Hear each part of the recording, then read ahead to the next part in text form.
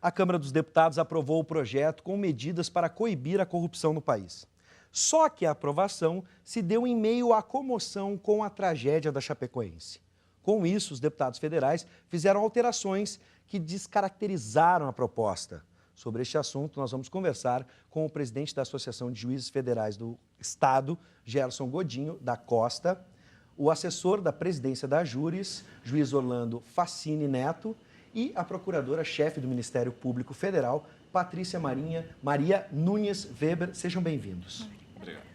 Bom, o assunto é delicado, a gente viu as manifestações, as manifestações na rua, e a pergunta, a primeira que todo mundo quer saber é: o pacote foi aprovado com medidas, né? Esse pacote que foi aprovado tem condições de combater, de fato, a corrupção no Brasil?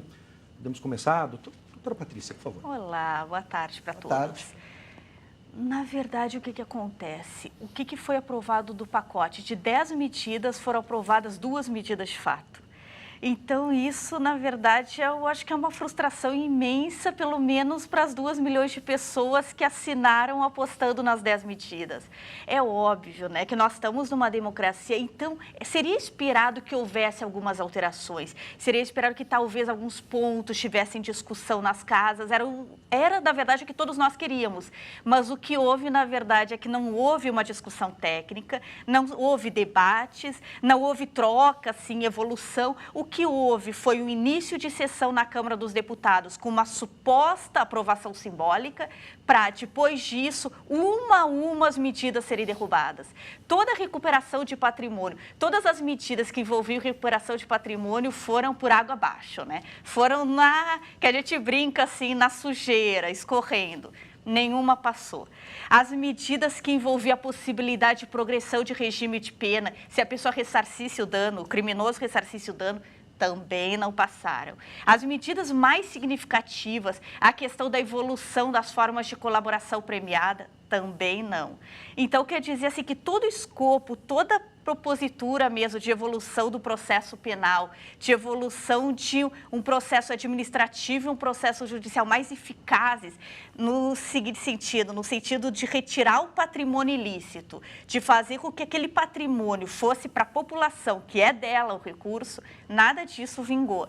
É uma sensação assim de profunda frustração e de desesperança, na verdade. Então, por isso que eu acho que, assim, que antes de tudo, a gente tem que lutar, porque a desesperança não pode vencer, a gente tem que ser melhor que isso, né? Nós todos, eu acho que é isso. Bom, muitos foram às ruas, e aí eu passo até para acrescentar nessa observação da doutora, doutor Gerson e depois o doutor Orlando, por favor.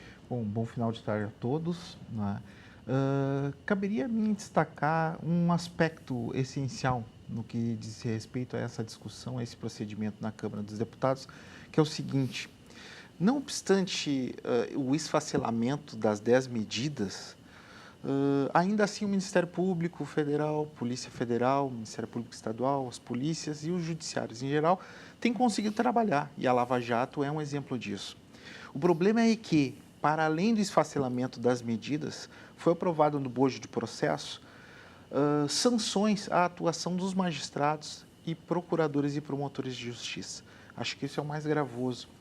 Condutas, tipos extremamente abertos, para que a população, para que o telespectador possa compreender. Em direito penal, a gente trabalha com tipos fechados, ou seja, que o crime seja previsto da forma mais específica e direta possível. E nós vamos ver ali tipos penais abertos, que compreendem qualquer tipo de conduta. Isso pode trazer algum tipo de pressão sobre a atuação dos magistrados e sobre a atuação do Ministério Público. Então, como a doutora Patrícia salientou bem, afinal, aquela é a Câmara, é a Casa do Povo, onde devem ser discutidas as questões, mas elas foram discutidas assodadamente, na calada da noite, num momento de extrema angústia vivida pela nação brasileira, e mesmo assim foi aprovada de forma assodada, em prejuízo ao trabalho que vem sendo realizado até o momento. Bom, eu quero convidar a população, também os nossos telespectadores, a participar dessa discussão, enviando questões ou até mesmo observações para o nosso WhatsApp. Você tem aí, agora tem que acrescentar um 99588-2374, 99588-2374. Você pode mandar a sua pergunta ou até mesmo sua observação. Só para, antes de passar para o doutor Orlando, já acrescentando em cima, e a observação vai ser em cima dessa questão, entre as medidas aprovadas tem a do Everton, né, do doutor Everton Rocha, do PDT do Maranhão, que prevê casos de responsabilização a juízes e membros do Ministério Público, né? Então, um pouco o doutor Gerson já falou a respeito. Dá para a gente combater a corrupção e até mesmo encarar como retaliação algumas dessas medidas, em especial essa, doutor Orlando? Bom, poder-se dizer que a borboleta tornou-se lagarta, né? A rigor, a proposta tinha um objetivo muito claro de aparelhar o Estado e aparelhar as instituições para o combate desse tipo de infração difícil, uma vez que o crime de corrupção e os crimes que o envolvem no seu entorno são diferentes daquela criminalidade com a qual estamos habituados, porque, em geral, requerem uma preparação prévia. Portanto, o sujeito já cria mecanismos de proteção antes da prática do ato e, como consequência disso, é necessário que o Estado se equipe e tenha mecanismos probatórios que são, a rigor, desnecessários quando se cuida de roubo ou tráfico de entorpecentes, mas para esse tipo de criminalidade se fazem fundamentais. Como já foi referido, essas medidas, entretanto, foram subtraídas pela Câmara dos Deputados na fatídica votação da madrugada já de quarta-feira, de terça para quarta-feira. E, de fato, introduziu-se aí no projeto de lei a responsabilização de juízes, promotores e também de policiais. Não que a discussão, efetivamente, sobre a reformulação da lei de abuso de autoridade se mostre desnecessária. A lei é de 1965 e precisa ser atualizada. A questão aí é o timing e também esse aproveitamento tido, inclusive, pela população, que bem o demonstrou no dia de ontem, como absolutamente indevido num projeto cujo objetivo era completamente outro. Quem lê o que a Câmara dos Deputados aprovou, e é preciso estarmos atentos, porque amanhã o Senado pode vir a votar um outro projeto de lei com o mesmo objetivo, mas quem lê verá que há alguns aspectos até mesmo risíveis dentro do contexto de um combate à corrupção que se almejava. Veja só que se aprovou, e eu sei que esse é um tema caro à advocacia e eu respeito a postulação dos advogados nesse sentido, mas indagar-se-á no que de positivo combate-se a corrupção, mudando-se o local em que o promotor de justiça senta na sala de audiência. Quer dizer, essa é uma discussão a ser feita? Sim.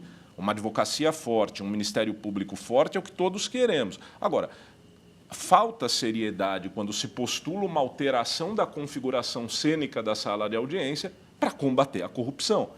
Quer dizer, então, como disse no início, a borboleta tornou-se lagarta e, infelizmente, isso tem levado a um descrédito do parlamento brasileiro que é sempre ruim, seja pelo nível de comprometimento de alguns que são investigados e sabidamente investigados, mas também e, sobretudo, por essa falta de perspicácia de notar um certo anseio popular e caminhar efetivamente na contramão daquilo que as pessoas estão esperando num tempo como o atual no Brasil. Bom, notar, eu acredito que notaram, né? Fica difícil não notar com as manifestações nas redes sociais e agora nas ruas, né?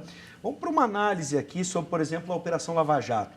E tem mostrado um novo padrão, né, de punição no Brasil no momento em que grandes empreiteiras, né, vêm a público e reconhecem que cometeram atos ilícitos. A gente consegue ver, diante disso, nós estamos diante de uma mudança e o projeto aprovado, ele ameaça esta mudança? Por favor, doutora. Até esse ponto eu acho brilhante assim, você ter exposto, porque olha a situação que nós estamos. Vou citar para vocês algumas normas que estão para serem aprovadas no abuso de autoridade. E temos que prestar atenção que amanhã está prevista a votação, hein? Talvez, enfim, né? O inferno está bem perto. Porque uma das disposições diz assim, é proibido que juízes e promotores manifestem opiniões sobre processos em curso. Então, quer dizer que esse acompanhamento que a população está tendo, e um acompanhamento, inclusive, de fiscalização, a população fica vendo o que a Patrícia, como procuradora, está fazendo, o que o Godinho faz, o que o Facchini faz, acompanhando as nossas ações, o nosso trabalho. Não pode. O processo no Brasil demora por seu trânsito julgado cerca de 20, 30 anos. Então, quer dizer que durante 20, 30 anos eu não posso falar de uma operação. Por quê? Porque na Lava Jato se falou o que foi feito. Se chegou para a população e disse, olha, o que está acontecendo é isso. Isso não pode. Outro ponto. Ofereço uma denúncia. Uma denúncia é uma acusação. É quando a gente entra em juízo e diz, o João da Silva, ele cometeu tal crime, ele deve ser punido por tal fato. E não vamos longe, não estou nem falando de corrupção, vamos falar de tráfico. Ofereço, o João da Silva é um traficante, ele cometeu um crime. A minha prova é uma testemunha. Tá? Essa testemunha prestou depoimento na fase de investigação, ela chega em juízo, essa pessoa é ameaçada, isso acontece todo dia, a gente trabalha com isso, sabe? Ela é ameaçada, ela tem medo por sua família, tem medo pelo resto. Eu ofereci a acusação, essa acusação vai ser julgada improcedente. Eu sou sujeita a 6 meses a 2 anos de pena por ter tentado proteger a sociedade contra esse crime. Prescrição, quase todos os nossos processos acabam, infelizmente. E outra coisa, a Câmara dos Deputados disse que a prescrição não combate a corrupção. Os processos acabarem não combate. Então, a tentativa de que não exista mais no Brasil a prescrição, que a gente chama ao revés, depois de 20 anos o processo ser julgado e dizer acabou tudo, ele está prescrito e voltar tudo para trás. Não, isso não serve para nada, isso não combate a corrupção. Então, o processo prescreveu, nós, promotores e juízes, vamos ser responsabilizados. O problema é a responsabilização na atividade fim. É a gente ganhar dinheiro da sociedade para fazer o nosso trabalho e ser responsabilizado por fazermos o nosso trabalho. Bom, vamos fazer o seguinte, até porque deu um gancho para uma outra questão e eu quero entrar num outro contexto aqui e vou pedir licença aos nossos convidados, mas vamos atender os nossos telespectadores. O Paulo César de Cachoeirinha, ele diz assim, boa noite. Existe a possibilidade dos senadores aprovarem essa desfiguração das 10 medidas contra a corrupção após a manifestação popular? E vou mais longe, era uma pergunta que nós tínhamos aqui, para que a gente volte ao projeto anterior. Há uma mobilização das entidades para que isso pressione os senadores, para que isso não vá adiante? Doutor É preciso explicar que há 2 projetos. Há um projeto que foi aprovado na Câmara dos Deputados a semana passada e que alude às medidas contra a corrupção. Esse projeto foi, de fato, seccionado, sobrou muito pouco daquilo que era de proposta original do Ministério Público, e é bom que se diga que algumas coisas, de fato, eram discutíveis e era necessário que essa discussão fosse realizada com alguma seriedade institucional, que, entretanto, não houve. E esse projeto quase foi aprovado semana passada, no Senado Federal. O requerimento de urgência, todavia, não foi atendido. Como consequência disso... Esse é o requerimento do senador Renan Calheiros. Exato. Tá. Como consequência disso, essa discussão está em stand-by. Ela agora segue um padrão regimental do Senado Federal, passa por algumas comissões para depois ir a plenário. Ademais disso, há o PLS 280, que é um projeto de lei do Senado Federal e que trata única e exclusivamente de crimes de abuso de autoridade, para magistrados, promotores e procuradores e delegados. Diz a imprensa que esse projeto pode vir a ser apreciado e votado no Senado Federal amanhã. A indagação do telespectador é sobre se as manifestações podem inibir ou interditar essa votação. É claro que as manifestações possuem algum peso, mas é bom de lembrarmos que o próprio pacote anticorrupção do Ministério Público Federal derivou de iniciativa popular. Sim. Havia mais de 2 milhões de assinaturas e isso não impressionou a Câmara dos Deputados em ordem a que se aprovasse o projeto. Eu repito o que disse, há um problema no país, talvez, de que essas votações sejam um símbolo, e apenas um símbolo, no sentido de que a classe política desgarrou-se completamente daquilo que se verifica em termos de anseio popular. E isso vale para o parlamento e, por que não dizer, inclusive para o Poder Executivo. Quer dizer, não há lideranças políticas hoje em dia que sejam capazes de vocalizar o que a população quer e, portanto, há um vácuo.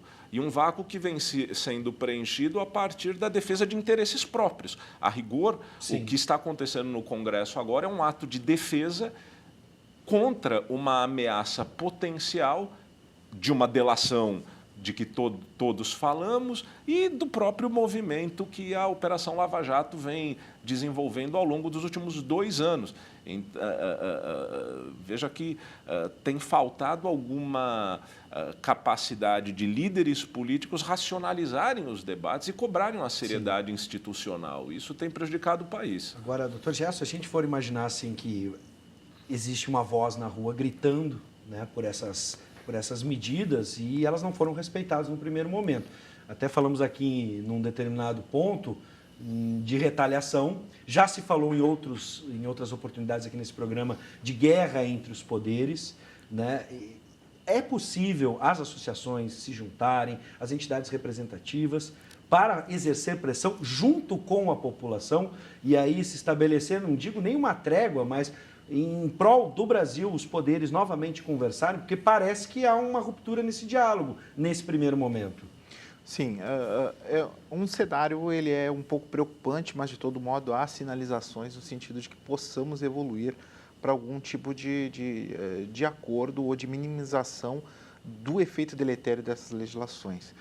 Ao que parece, a ministra Carmen Lúcia está empenhada em contatar o presidente da República, Michel Temer, e em contatar outros senadores com um propósito sério, como destacou o doutor Fassini, de tentar chegar a um denominador comum onde todas as instituições e a população brasileira ganhem, né, e nem todos percam. Mas realmente o momento é nebuloso, há forças não bem identificadas trabalhando em favor de si próprias, né, e então torna o resultado muito difícil.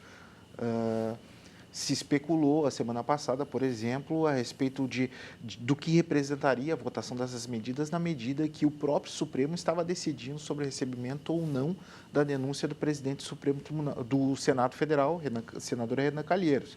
Até que ponto isso poderia, né, prejudicar ou acelerar o andamento dessas medidas? Isso nós não estamos conseguindo identificar, mas as associações estão trabalhando muito forte, a Associação do Ministério Público Federal, a Jufergs, a JUF, nossa associação nacional, a MB, a Júris aqui no Rio Grande do Sul, e a demonstração dessa união no sentido de alertar a sociedade para esse problema, acho que foi bem evidenciada no ato realizado na quinta-feira passada, onde todas essas instituições se uniram no sentido de tentar demonstrar para a população que não está em pauta aqui, ou está menos em pauta, uma prerrogativa minha enquanto juiz, do doutor Fassini, da doutora Patrícia, enquanto Ministério Público, mas garantias de independência de atuação do Poder Judiciário e de autonomia funcional do Ministério Público Federal. Porque nós estamos caminhando para o seguinte: se amanhã o PL que está sendo encaminhado para aprovação no Senado for aprovado, eu, enquanto juiz, corro o risco de ser penalizado por ter decretado uma prisão contra a lei. Se nós formos à lei, a lei vai dizer que eu posso decretar prisão em razão de ordem pública. Mas o que é a ordem pública? Você pode entender uma coisa, o doutor Fassini outra e eu outra.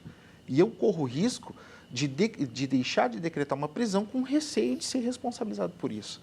É para esse sentido que nós estamos caminhando. Sim. É para uma desagregação da própria atuação judicional e a atuação do Ministério Público. Vamos mais uma vez à tela. O Márcio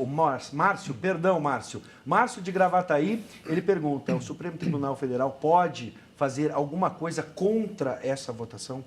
O Supremo Tribunal Federal só entra no debate jurídico depois que a lei existe. A rigor, enquanto a lei vem sendo discutida no parlamento, só situações muito graves de descumprimentos formais permitiriam que um parlamentar ingressasse com um mandado de segurança. Agora, no âmbito especificamente das medidas contra a corrupção, o Supremo nada tem a fazer, uma vez que elas foram retiradas pela Câmara dos Deputados. Seria impensável que o Supremo as introduzisse.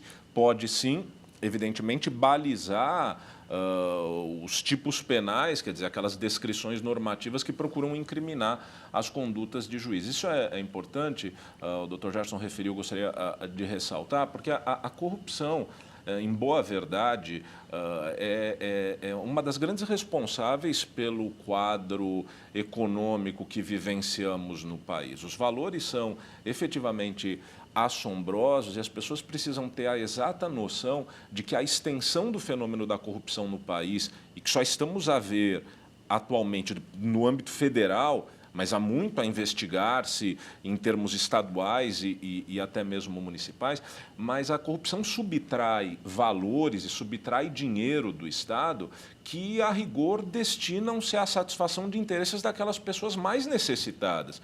Porque tanto mais necessitado é o sujeito, mais demandante do Estado ele é, em termos de serviços de saúde, serviços de educação, a própria segurança pública. De modo que esse dinheiro desviado e apropriado por algumas pessoas de uma certa, digamos assim, elite econômica ou empresarial, porque veja o potencial das pessoas que respondem a processos e que muitas delas presas no país. O fenômeno da corrupção no Brasil, atualmente, pode ser lido, num certo sentido, como uma nova forma de exploração dos mais fortes pelos mais fracos, porque os detentores de poder econômico e político subtraem recursos do Estado destinados às pessoas mais carentes em seu benefício pessoal. De maneira que, quando se interdita a atividade dos órgãos de repressão, Ministério Público, Polícia e, por que não, o Poder Judiciário, o que se está a fazer é colocando essas pessoas numa posição de conforto, um conforto que a Operação Lava Jato, inclusive destoando da nossa trajetória de impunidade, porque para esse setor brasileiro a impunidade sempre foi gritante e constrange, porque, veja bem, um juiz, quando vê-se na contingência de responder a um processo criminal, porque vai decretar a prisão preventiva de alguém, e essa prisão preventiva eventualmente pode ser derrubada por algum tribunal, esse elemento se introduz naquilo que muitos chamam de sua pré-compreensão, e ele evita decretar esse tipo de medida. Quer dizer, a gente volta a um quadro que vivenciamos na nossa história institucional, que é de o direito penal incidir somente em desfavor dos mais fracos. Veja que todo esse movimento começa quando o direito penal passa a atingir uma certa classe de pessoas. Esse é o ponto. Bom, e a gente tanto discute, né, política e interesses econômicos, tanto se pede a reforma política justamente nesse ponto. Por favor, doutora, gostaria de completar. Não, e na linha do que você está falando, eu achei bem interessante, porque assim, a Lava Jato, ela está trabalhando com bilhões. É algo que nunca tinha vindo à tona. É interessante, assim, eu fiz alguns semestres de economia junto com o direito. E é interessante que eu me lembro até hoje que alguns professores falavam assim, não, é óbvio que existe corrupção na política, mas essa corrupção, ela representa uma faceta muito pequena se considerado o PIB nacional. E a gente está vendo que não. A faceta é altíssima se considerar o PIB nacional. Sim. E outro ponto é o seguinte, a repatriação de valores. A gente vive num mundo onde a circulação de riquezas é enorme, a gente nota que os valores desviados são transferidos para o exterior e a gente não consegue, isso é importante que as pessoas saibam, a gente não consegue repatriar valores para o Brasil porque a gente não consegue decisões que a gente chama de firmes, os outros países, decisões transitadas em julgado. Então, nós não encerramos os processos penais, ou eles prescrevem, a gente não consegue a devolução dos recursos. E são recursos de bilhões. Sim. Então, essa questão da gente não ter dinheiro para a saúde, não ter dinheiro para a educação, isso tudo é um grande círculo. E é verdade, assim, quanto mais limitada for uma população, quanto menos educada, menos exige os seus direitos, óbvio, é mais fácil sempre a manutenção, né? Eu acho que isso... Claro. Acaba sendo... A lógica acaba sendo essa, né? Bom, agora eu vou convidar os nossos...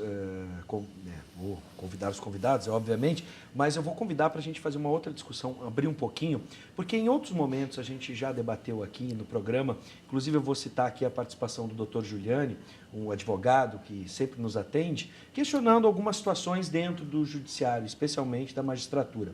Eu vou aqui pegar, por exemplo, uma notícia do jornal o Globo, tá? Um levantamento do jornal o Globo feito em outubro aponta que de 3 a 4 juízes da Justiça comum recebem salários acima do teto constitucional, que é de R$ 33.763. Por que ocorrem essas distorções? Para explicar por que a classe, especialmente dos juízes, nesse momento, foi acusada. Não estão querendo, né, deixar aberta alguma possibilidade de serem responsabilizados pelas suas decisões, gente que ganha muito, e aí a população vai criando dentro da opinião pública algum senso comum a respeito. Eu gostaria da explicação, doutor Gerson, doutor Orlando, se puder nos explicar, e como corrigir essas distorções, se é possível. Sim. Excelente oportunidade que nos está dando aqui. A nível de juízes federais, eu posso te garantir que essa pré-falada e anunciada o recebimento de valores perto de 50, 60, até 100 mil reais, isso é uma falácia. Nós temos o portal da transparência, quem quiser lá pode consultar e vai ver ali que não são essas verbas todas que nós recebemos. Andou circulando pelas redes sociais e também pela imprensa e chegou ao conhecimento de alguns senadores e deputados que se aproveitaram disso, de um print de uma folha de desembargadores do Tribunal Regional Federal da 4ª Região, referente a valores nesses patamares de 100, 120 mil reais. O problema é que ali está o valor bruto, referente a valores de atrasados que esses julgadores receberam dos anos 94 a 98, como qualquer outro trabalhador, como qualquer outro cidadão que procura a Justiça do Trabalho e recebe seus atrasados. Aconteceu o mesmo com esses desembargadores. E o nome deles circulou aí como se eles recebessem esses salários milionários. Não, não é assim. Na Justiça Federal não é assim, no Ministério Público Federal não é assim, e acredito que na Justiça do Rio Grande do Sul, e o doutor Facini pode falar por eles, também não é assim. E é bom que se desmistifique isso. E é porque há uma certa voz demagógica no sentido de nos enfraquecer por esse lado, mas realmente por isso não pega. Os juízes têm que ser bem remunerados, tem algumas parcelas que podem ser eventualmente discutíveis, mas os seus subsídios não ultrapassam, ou se ultrapassam é relativamente muito pouco, através de verbas indenizatórias, aqueles subsídios percebidos pelos ministros do Supremo Tribunal Federal. Mas supersalários, isso eu posso garantir que não existe. Também circulou, com relação ao colega Sérgio Moro, uma folha em que ele teria recebido algo em torno de 70 mil reais. Por quê? Porque nesse mês ele recebeu seu subsídio, recebeu um adiantamento do subsídio do mês que ele estaria entrando em férias e o adiantamento das férias que ele estava recebendo. Tudo somado, deu essa quantia. Mas não, também circulou essa informação de que ele estaria recebendo salários milionários. Isso é uma inverdade. Bom, o presidente da OAB, o Cláudio Lamáquia, chegou a usar a expressão deboche à sociedade referente aos salários e aposentadoria. Por favor, doutor Orlando, se quisesse manifestar a respeito. Ele até se questiona, né, se a lei orgânica da magistratura poderia ser melhorada de alguma forma. Eu acho que o presidente da OAB Nacional, eu tenho imenso respeito pelo doutor Cláudio Lamáquia e acho que ele está legitimado a fazer as críticas que entende por bem fazer. Sempre estimo que é necessário também que olhemos para dentro das nossas próprias instituições. Eu, como corolário disso, não me sinto autorizado a fazer algumas observações de equívocos que noto no âmbito da instituição e da classe profissional que ele preside, até porque seriam, evidentemente, críticas pontuais, porque a imensa maioria dos advogados age com absoluta correção. Do ponto de vista da magistratura, eu devo dizer que a associação dessa discussão do combate à corrupção, da lei de abuso de autoridade com os vencimentos dos magistrados é absolutamente equivocado. Esses são assuntos autônomos e quem tem pretendido misturar as coisas o faz efetivamente porque a pauta salarial dos juízes é evidentemente algo que soa na população com alguma dose de antipatia, e isso flexibilizaria a visão de que os juízes devem ser punidos. É preciso separar as coisas, não é?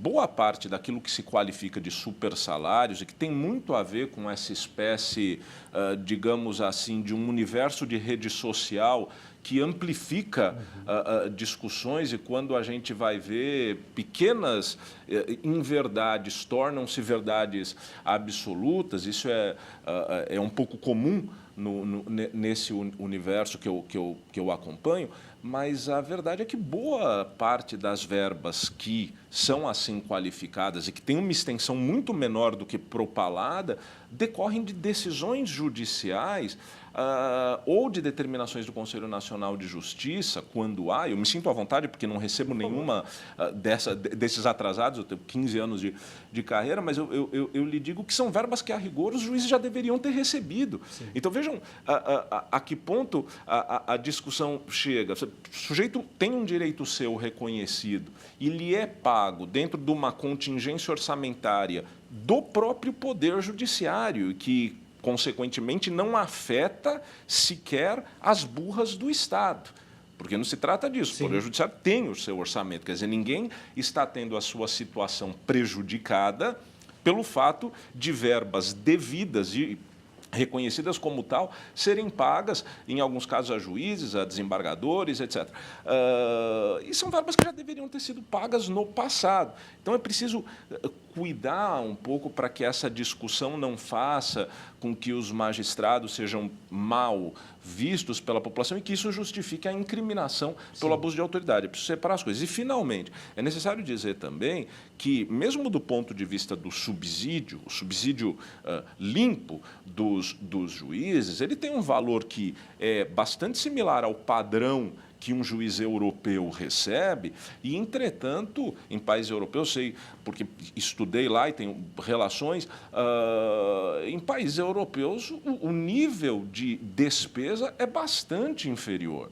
Quer dizer, a rigor, o sistema de saúde é público, o sistema educacional é público e a própria carga de trabalho. Isso também é preciso refletir um pouco. A carga de trabalho é muito diferente em termos numéricos assim, do que um magistrado brasileiro. Então, essa discussão tem que ser feita sem paixões. Eu tenho a impressão que a magistratura precisa discutir abertamente isso com a sociedade, efetivamente. Não há nada a esconder, mas é preciso explicar que boa parte disso não se faz por gosto. São determinações judiciais, um magistrado entra com uma ação, ganha o direito a reconhecido uma parcela da carreira, e são verbas que, a rigor, já deveriam ter sido pagas anteriormente. Bom, infelizmente, eu sei que a doutora Patrícia quer falar e nós não temos mais tempo, a discussão é extensa, ela não finda aqui, e acho que a gente deu um grande passo hoje, por isso quero agradecer. Tenho muita honra em recebê-los aqui, sejam sempre bem-vindos e utilizem esse espaço para que o judiciário possa se comunicar com a população. Então, fica aqui o meu agradecimento, né? Nós sabemos da agenda de cada um, então fica aqui um sincero agradecimento em nome da nossa produção também. Algumas das perguntas que foram elogiadas, é um trabalho em equipe que é feito aqui no programa. Doutora Patrícia, doutor Gerson, doutor Orlando, sejam sempre bem-vindos e obrigado por estar aqui com a gente hoje. Obrigado. Obrigada.